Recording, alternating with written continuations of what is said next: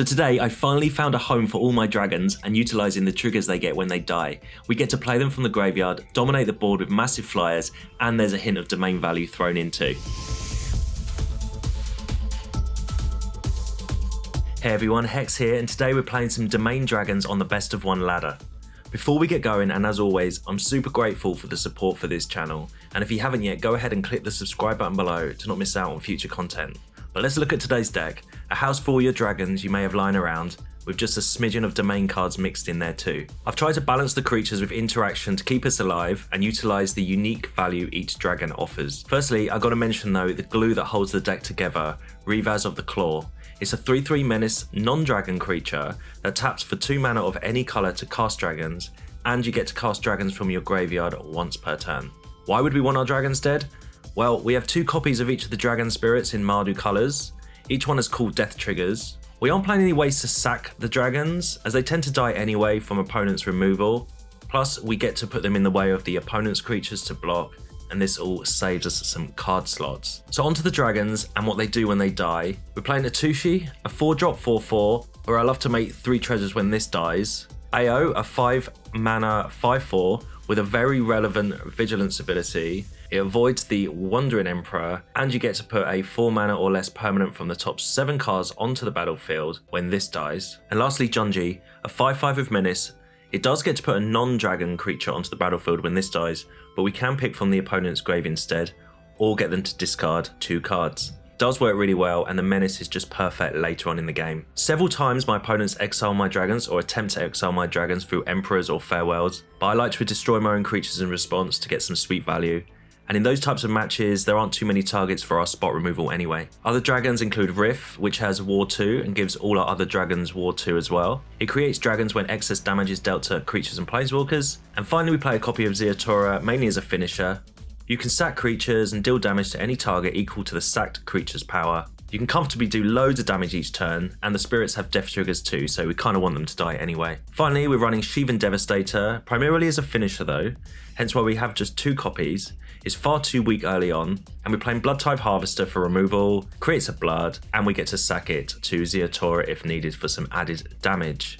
As we're 4 colours, I'm playing domain cards, and I've chosen Leyline Binding and Drag to the bottom because these cards are just way too good, I think. Finally, interaction-wise, Destroy Evil for those pesky enchantments and Sheoldreds, some Infernal Grasps, and 4 Elder Dragon Wars. I originally had Fable, but it was struggling to get as much value as it used to, so at least with the Elder Dragon War, we can read ahead to what we really need at the time.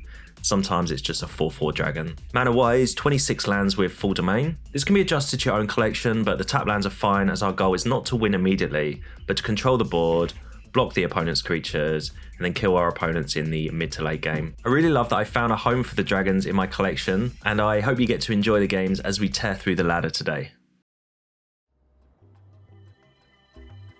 Alright, on the draw here, with a okay hand, we have a tiny bit of interaction, and these Dragon Wars should pull us back into the game on their second chapter. We draw a Devastator there. So clearly no turn 1 plays by us, but at least we get to get these tap lands out of the way. Opponent with a Riveteer's Overlook, and that was a Ziatora's Proving Ground, I think, so maybe a Jund style deck. And our second Rivaz of the Claw, so these are legendary creatures, so not the best draw there. Let's play our tap land and say go. Ideally we would have drawn a Leyline Binding, would have been the perfect domain card. Opponent plays the Fable. Now we're not playing Fable in our deck. In testing I did have a few copies, but I found that the 2/2 just got killed immediately, and really the only benefit I found from it was the discarding effect, and you can get that through the Elder Dragon War too. Plus you get a 4/4 through that card, so I went with the Elder Dragon War. And we played our Rivaz here, so next turn if we get any dragons, we may have the mana to do that, as Rivaz taps for 2 mana of any colour to cast dragons, plus you get to cast dragons from the graveyard. Just setting a upkeep stop, as we do have a Destroy Evil in our hand. The opponent's going to have 4 mana, and we may find that they have a Sheoldred, especially as they attack their 2/2 into our 3/3. So I would expect a suicidal 2/2 there to create a treasure means something big is going to come down. So nope, just a trespasser. So maybe that was a bluff with the 2/2, unless they've got a way to destroy our Rivaz here, which they don't. So that was a waste of a creature. Anyway, we get to draw another removal with Infernal Grasp. So little decision here is whether we go maybe for the Elder Dragon War's second ability. Opponent scoops it up anyway. I don't think they were dead at all, but yeah, we'll take that victory. Alright, next game. And this hand is pretty good actually with the Leyline Binding and no island, so we won't be able to play Leyline Binding on turn 2, but we do have the option of a turn 3 binding. I guess we could play turn 2 if we play the Jetmir, then the Swamp. And I think that's what I chose to do by putting the Swamp to the left-hand side. That's the land that I'm going to play next. So ideally you'd want to get your tap lands out of the way, but we do have 4 colours of domain here, so I think it's best that we hold open the binding up against a Selesnya deck here. And opponent draws for the turn, and another forest, and it is a Welcoming Vampire. Okay, that's not what I expected, but it's definitely a perfect target for the Leyline Binding we were sandbagging here. So I'm glad we played the Swamp on turn 2 there. And now we can just play out our Ziatora and hold open and destroy evil. So this is the whole game plan, just hold the board until we can get a Junji down, Rith down, and see how the opponent deals with that. So Selesnya decks, you want to expect a enchantment theme, especially in the meta at the moment. I guess tokens could be a thing as well, so we'll see what they play. But if they do play enchantments, we have these destroy evils in our hand. Not only do they kill creatures with toughness 4 greater, they destroy enchantments, so perfect against wedding announcements and such. They may be holding some borrowed times in their hand, just no targets. But it's a resolute reinforcements instead. Alright, so token theme deck. We should be okay here. We have the Elder Dragon War in our hand, which is going to be fantastic. So we'll try and kind of coax the opponent to put more small creatures down. I mean, this can't stay though, and we do have a Destroy Evil that can take that out. So fingers crossed the opponent overextends into the board and we can clear everything with the Elder Dragon War. So we draw our second copy of Rith. Alright, so that isn't so great. The second chapter of the Elder Dragon War though is going to allow us to discard that, so I opt to play it there to reset my hand slightly because we don't actually have a lot going on. It's another add-in for the opponent, but yeah, we have Destroy Evil and a Gala Greeter, so that's a really good couple of cards they've got. So if left unchecked, they could easily swamp us with tokens. Just discard the one copy of Rith here, and we draw another Elder Dragon War, which is great against tokens, so that was a good draw. Take out the add-in. Alright, so we've been able to deal with the opponent's stuff quite easily, but we are running low on cards ourselves. Luckily, they're 2 fantastic ones in our hand with Rith and Junji. Wedding announcement there. That would have been nice to hit with the Destroy Evil, but I'm kind of glad we took out the add-ins. And I guess we could have held back the Elder Dragon War until this turn. Maybe some more value than just a 1/1 Gala Greeters, but having played that card a million times, I know just how good that is once it gets moving. And yeah, we get a 4/4 through our Elder Dragon War, and now we get to play Rith, so our 4/4 has Ward 2, and it's Resolute Reinforcements for our opponents. So our board state looks nice. Obviously our creatures fly, so these 1/1s are not going to be too much of a problem. Alright, AO for the opponent. That's a card I'd like to draw myself. I'm not too scared about it though. We haven't seen too much going on except for tokens and whatnot for our opponent, so we'll see what they want to do whilst we Infernal Grasp the AO. Mainly to clear it out of the way so we can get our attacks in. Okay, they opt for the second part of the card. You don't see that very often, but that's 2 +1/+1 counters on every creature they have, which is great for them. But yeah, look at our board. We get to play Junji, They've all got Ward 2, opponent down to 8. Not sure how they can get out of this. It's Sagada. I mean, that is a fantastic card. And we're very close to dying if they were to attack and we didn't have these blockers. But opponent scoops it up. I think we just got there in the end.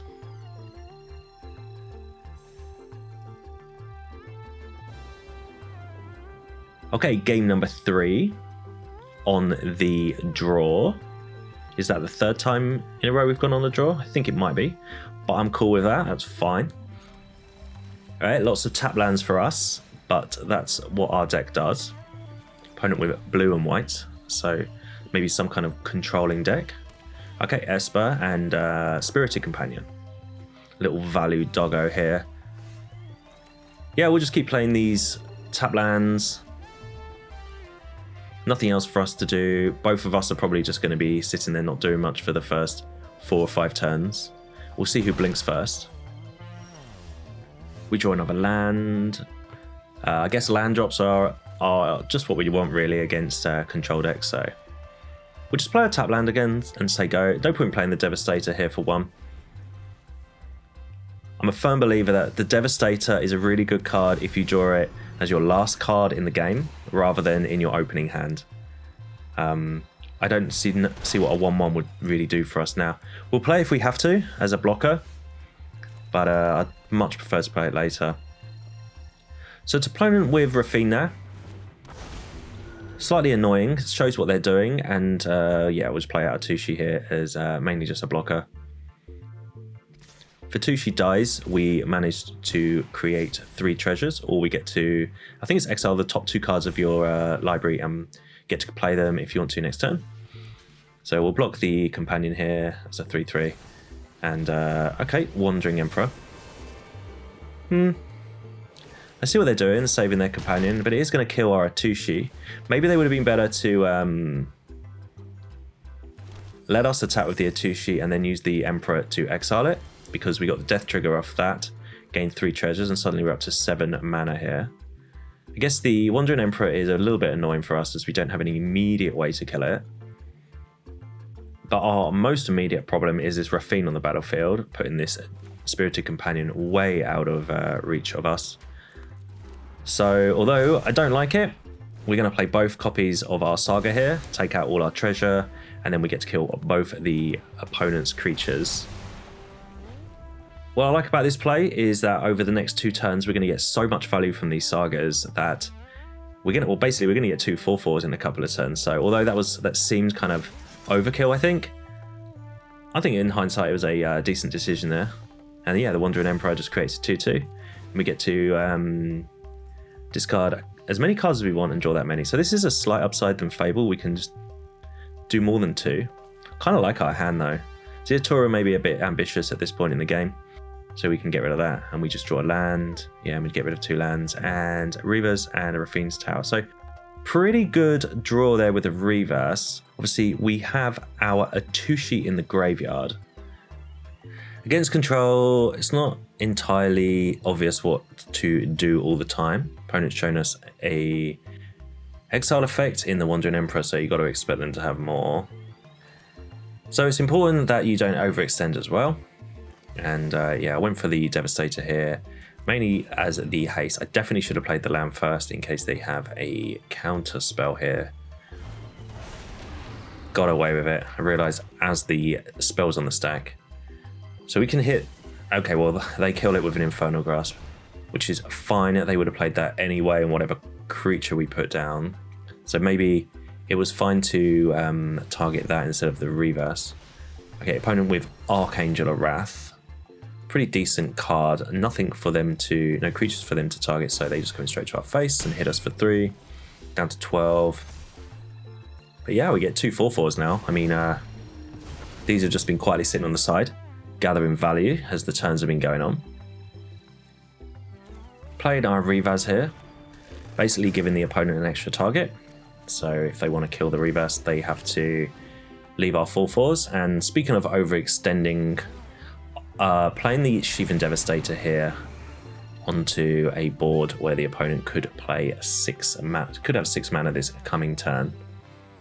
Maybe something that I might regret, but not on this instance, as opponent just plays Xur. So yeah, sigh of relief there.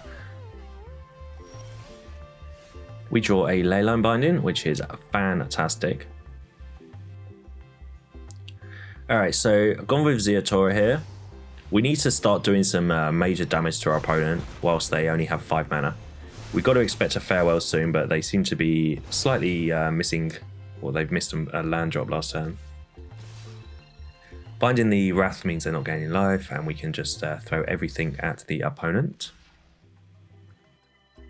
They block with their Samurai and Xur, whatever. They're down to 6, and yeah, Ziatora here can trigger. So I think I'm just going to get as much value as I possibly can. Let's not wait in case they've got a farewell next turn.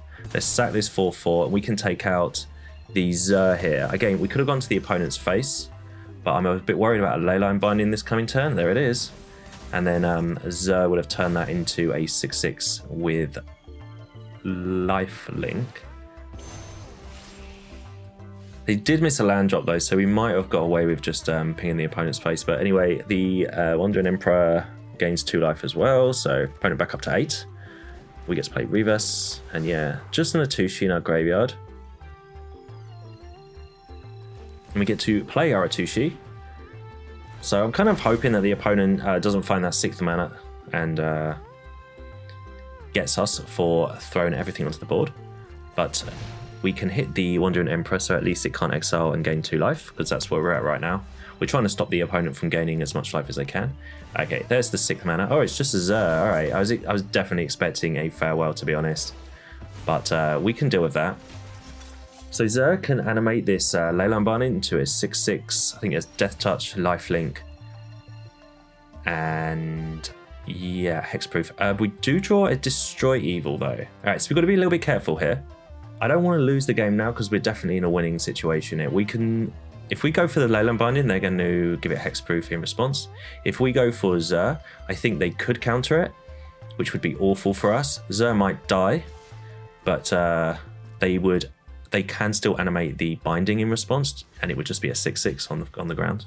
Still not dead, so I opted just to slow it down and just attack with the team. See how they block and make our decisions now. We can Destroy Evil the Xur here to save our Rivaz. We can hit the Binding, but I am worried about their 2 open mana. We've already got the opponent down to such a low life total. I think it would be silly to make any rash decisions. Let's just hold open our Destroy Evil and play AO here. And it resolves. The stick there is probably just Xur's trigger. And opponent with a Serra Paragon. I guess the other option is we could have just attempted to kill the Leyline Binding. If we did manage to, then the Ziatora would probably be lethal in itself. So maybe we misplayed this slightly, but we got the win anyway. I think we would have won next turn, and I would have been a bit more aggressive. I was just panicking over 2 open mana from our opponent. All right, game number 4 here. So we've won 3 on the bounce. We get to lead with a Jetmir's Garden, hopefully not up against a control deck. No, it looks like a mono red deck. All right, so the drag to the bottom of our hand is going to be a great spell to cast. So I'm going to try and coax the opponent into playing as much as they can onto the board. We can use the Devastator just basically as a blocker. Opponent with their Requisitioner, so that creates a treasure when it dies. We draw an Atsushi. And yeah, just play our Shivan Devastator here as a 1/1. So yeah, pretty terrible card, but probably won't get opportunity to cast it later on, so we'll play what we can. And yeah, so very aggressive from our opponent, attacking us with 3 creatures here. So we can block the 3/1, but it's going to die anyway. I'm just going to take as little damage as we possibly can. And block the 4/2.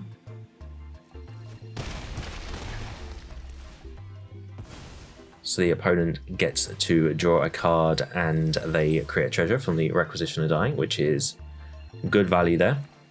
We draw a Jetmir's Garden, so not a black mana yet. and we then play the Atsushi again as a blocker.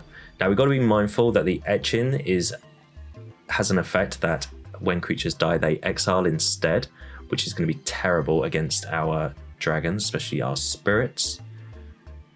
So if they were to attack with everything now, we're probably more inclined to kill the 2/2 than Atsushi killing the Requisitioner, because it will exile instead. And yeah, I realized that during my blocks. Opponent had Twinferno anyway. Alright, so they get to make their etching double strike. So it does kill or exile our Atsushi, but their creature dies as well. We draw a Raffine's Tail, which is the black mana we need for drag to the bottom. So yeah, let's get down Rivaz, another blocker, and hope our opponent overextends this turn, and then we get to drag to the bottom next turn. We do have full domain here. Okay, Lightning Strike the Rivaz. Interesting. I'm not sure our life total, if they had given double strike to the Requisitioner last turn and then lightning strike our face, then I probably would have been on 1 or 2 life. Maybe they should have done that rather than double striking their token. But yeah, we get to drag to the bottom here. So down on 5 life, very vulnerable to burn spells.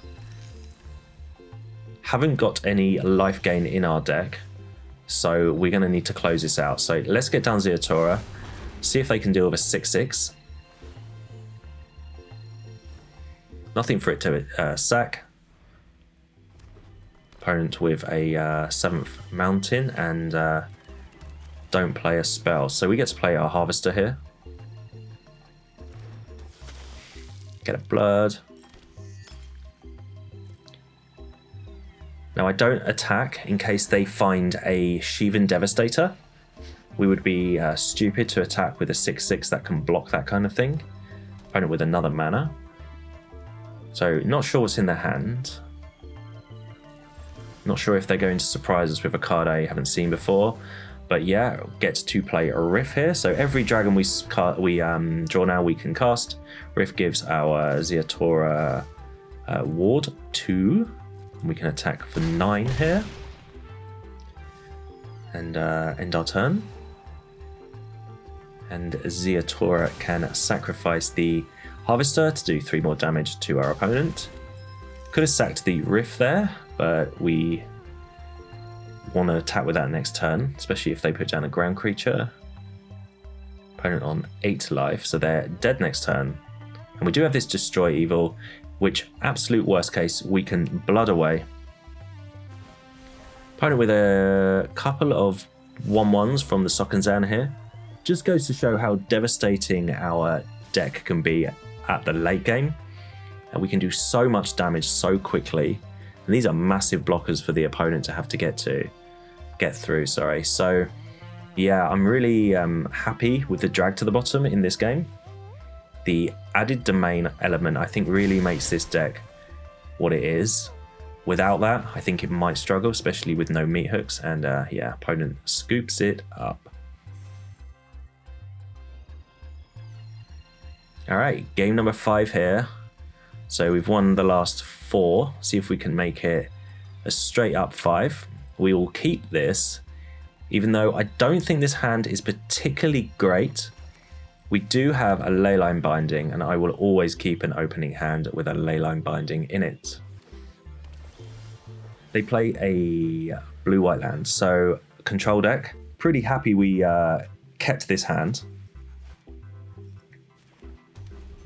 And we play our Ziatora here, and yeah, we've already got 4 of our domain colours. Opponent with a Bankbuster. Did think about putting Bankbuster in this deck for these type of games, but I'm fine with the way that this has turned out, to be honest. I quite like playing against the control decks with our deck. I like seeing how they deal with us. Not really doing much. We do have a lot of spot removal though, and when we get the opportunity to use that, we're probably going to use it when we can, not hold out for certain creatures. These decks do tend to play a couple of big creatures that we are going to want to kill later on. We could always bind this Bankbuster as well, but I just don't think it's necessarily worth it. Yeah, it's card advantage, but it's only a finite amount of card advantage. And they fires of victory are Atsushi, so already we're getting value from this. We make the 3 treasures. I always like to make the 3 treasures. It's a really good start. We've already got 7 mana. Yeah, and the Bank Buster draws. So it gets to a point where it's just not worth. I'm just going to hold this binding for something way more important than this 4/4. Okay, no land drop, which is a little bit annoying. You want to just keep playing your spells as well. They may have counter magic, they may have removal, but you just got to keep playing your stuff. Otherwise, you will just end up falling behind. You can't do nothing against control decks, and the opponent has played a Shivan Reef, so it's more of a Jeskai control deck. And it's an Otawara, so that's going to put our Atsushi back in our hands. Kind of would prefer them just to kill it, you know. But it is what it is. As we draw AO. So we've got 3 big dragon spirits in our hands. So AO is a good one. AO against white decks is fantastic as it has vigilance and it gets around the Wandering Emperor, which is always something you need to be wary of.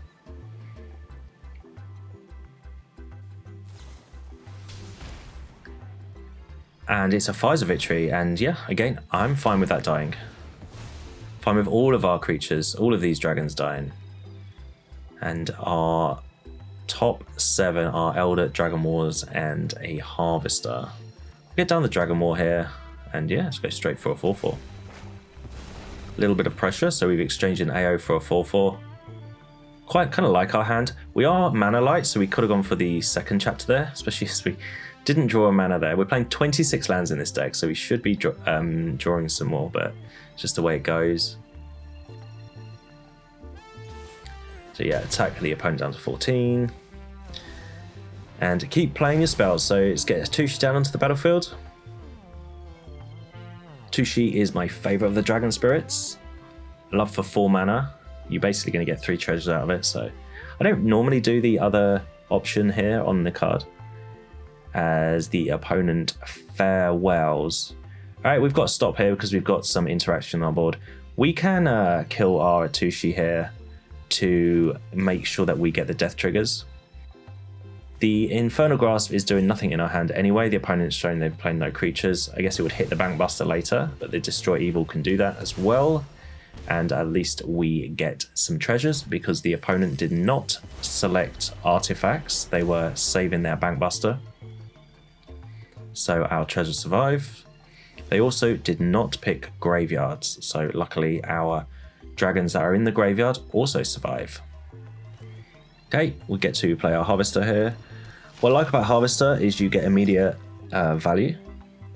A lot of creatures that come down without value immediately get killed, and I feel like they're a bit of a wasted card.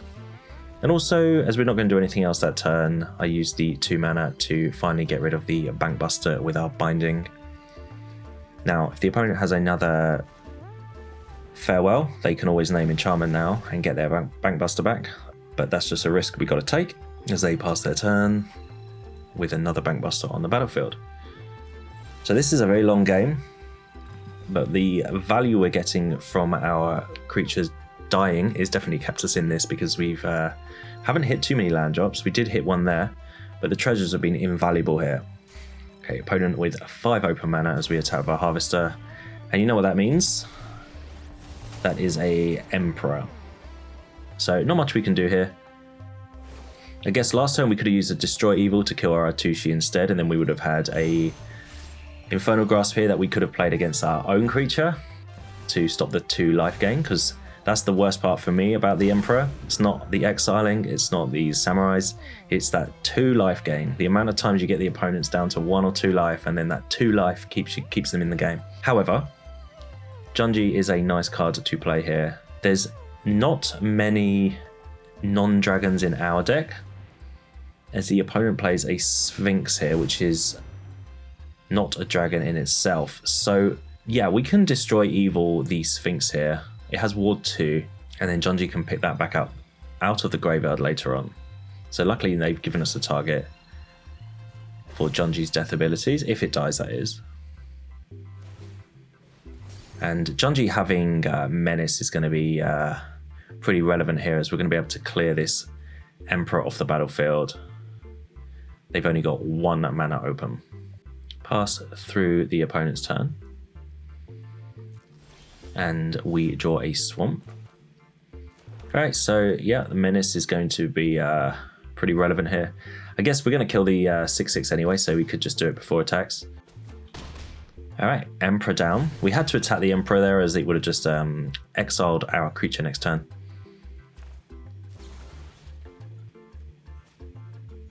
So we can take out the Sphinx. What's interesting with the Sphinx is it uses Domain, and we're a Domain style deck, so we haven't got a island on the battlefield yet, but we will have soon, hopefully. So fingers crossed this Junji actually dies and we can take their main card. In fact, we can just kill our own Junji if we need to, as they play the Teferi, who slows the sunset.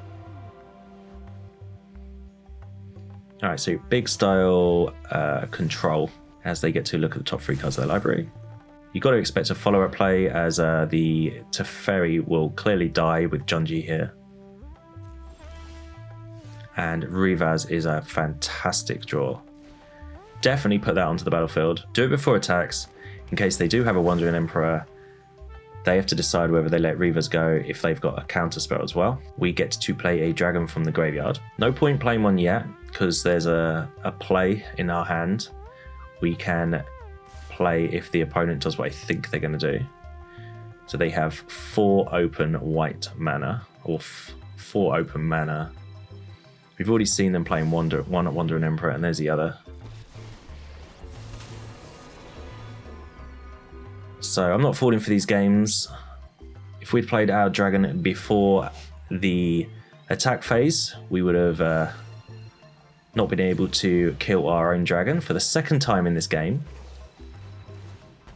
I'm telling you, doing this against control decks is perfect, as otherwise this Infernal Grasps would just be sitting in our hand doing nothing. And yeah, we get to take their Sphinx. Who likes people stealing their own cards?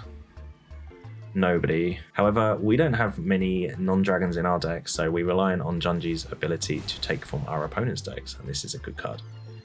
So whenever it deals combat damage from a player of all the top X cards of the library, we execute your domain, and an opponent separates those cards into 2 piles. Put one pile into your hand and the other into your graveyard. So super good card.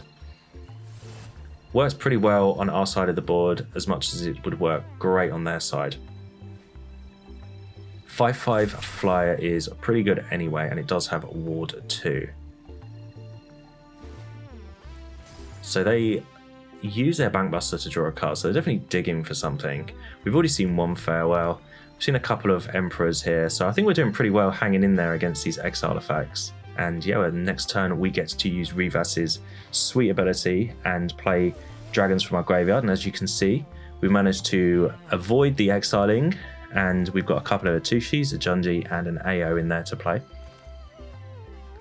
Play pre-combat in case the opponent has some interaction, and then they will have to decide whether they want to play with AO, interact with AO, or you've got to expect a spell before we attack them. And yeah, just gone straight for their face, as I don't think the Wandering Emperor is any threat, being on 1 loyalty. And it's another Wandering Emperor anyway, so I'm kind of glad we didn't attack the Wandering Emperor. So I think we've played this game pretty well. Don't think we've had any specific misplays. Maybe we overextended at some point, but opponents should have definitely named artifacts and definitely named graveyards when they had that opportunity with Farewell. They get now to exile a creature, and yeah, they've gone for Sphinx. Unsurprisingly. Not only is it a great card, but it's their card. And by not tapping the Rivaz for the AO, we get to attack the opponent there for 3 more damage. So they're down to 15 now. AO, sweet card with the Emperor, as it has Vigilance. Opponent with Fires of Victory. They do it to the Rivaz, which is probably a good choice. And it's a Teferi again. So we don't get the value from the graveyard anymore. And a Wandering Emperor has no target, and yeah. Opponent is really digging for something.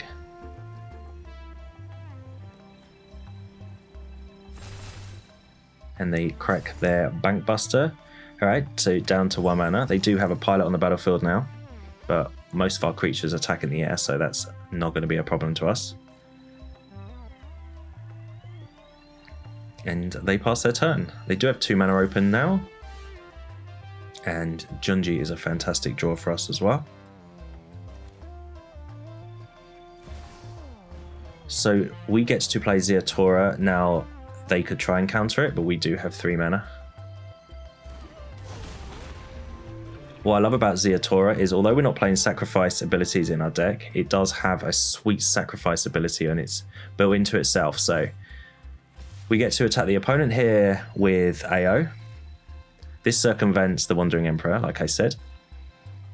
So we can hit them down to 10. Now we can hold out till next turn and not sacrifice a creature, or we can just get in there as much damage as we possibly can while we have the opportunity. Hit the opponent for 5, and we get to use its ability to look at the top 7 cards of our library and put a opponent with a mana value 4 or less onto the field. So we've got a Rivaz or a Devastator. Well, the Devastator is going to do nothing, so we get to play the Rivaz instead, which is, to be honest, one of the best cards we want to find anyway. So, like where we are right now, they're dead next turn unless they can gain some life or kill our creatures. Okay, alright, it's farewell. And, okay. Alright, so they just named creatures again. I guess they want to keep their Bankbuster, but they could have got rid of all of our treasures there. They could have named enchantments to get the other Bankbuster back, and they definitely didn't name graveyards, so really weird plays here with the farewell. I don't play control decks that often, but I definitely would have named Artifact then. Well, I definitely would have named, firstly I would have named enchantment to get my Bankbuster back, and I probably would have named Artifact as well to clear these treasures. But I do understand why they wouldn't want to get rid of their Bankbusters, but yeah, not picking out enchantment there, slightly odd, and keeping my graveyard alive. So they must have some kind of graveyard recursion as well going on, because I wouldn't have thought that they would not exile graveyards accidentally, especially as we've been playing from ours all game.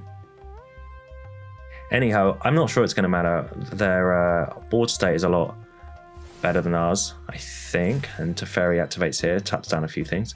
Just have a Junji in our hand, which isn't brilliant, but we would get to, I guess if it dies, we get to bring back, is there Sphinx still in the graveyard? I think it is, isn't it? So we'd be able to bring back that. They play a second Sphinx of the game. Gonna need to find some removal off the top, otherwise I'm not sure how we can get back into this. They crew their Bankbuster. We've gone past attacks though. And we've drawn a Devastator off the top, our only creature with haste, and we can make it what we want because the opponents tap themselves out. Oh wow, we kind of got out of jail there, but I think we deserved that victory through a couple of misplays from our opponent. And that last one, crewing the Bankbuster in their second main phase and yeah, tapping down their flying blocker. What a win. So thanks for watching. I did go on a 5-0 winning streak. Some games were a lot closer than I wanted, and that final top deck with the Shivan Devastator is the exact reason I run just 2 copies. It's so much better later in the game than early. Thanks for watching, subscribe if you haven't, and I'll catch you again very, very soon.